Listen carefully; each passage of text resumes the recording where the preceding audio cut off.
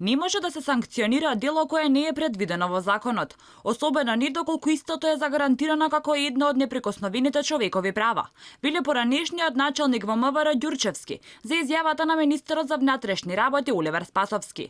Ѓурчевски за Алфа вели дека ваквите закани на високи полициски функционери, а посебно на министерот се непристојни и непримерни, па токму затоа и самиот вели дека напишал на социјалните мрежи дека ќе бојкотира, па никако санкционираат, но прво да му кажат по кој член и по кој закон ќе го сторат тоа.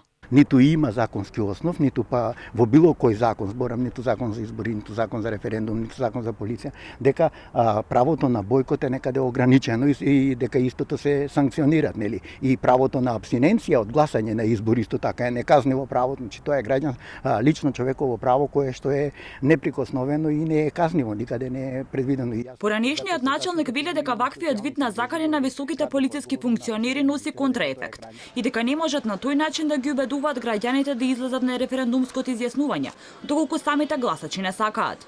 Од МВР пак за Алфа го објаснуваат Спасовски. Велат дека согласно на законите, секако вид на притисок, закана или уцена, причинот на гласањето ќе биде спречен и санкциониран. Согласно законите, секаков вид на притисок, закана или уцена, причинот на гласањето ќе биде спречен и санкциониран. Согласно законите, секој обид за попречување на остварување на правото на глас ќе биде санкциониран. Министерот за внатрешни работи Оливер Спасовски вчера во рамки на подготовките за одржување на референдумот најави казни за секаков обид за спречување на правото на глас, а тоа важело и за активностите на интернет просторот. Секаков вид на притисок, закана или уцена, причинот на гласањето ќе биде спречен и санкциониран согласно законите. Ова важи и за активностите на интернет. Секој обид за попречување на остварувањето на право на глас ќе биде санкциониран.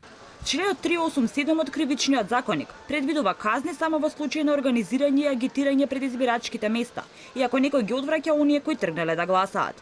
Во кривични дела спаѓаат крадење избирачки материјали пред или по гласањето, попречување на работата на избирачките одбори со присили и закани. Бојкотот според ниеден закон не е наведен како кривично дело.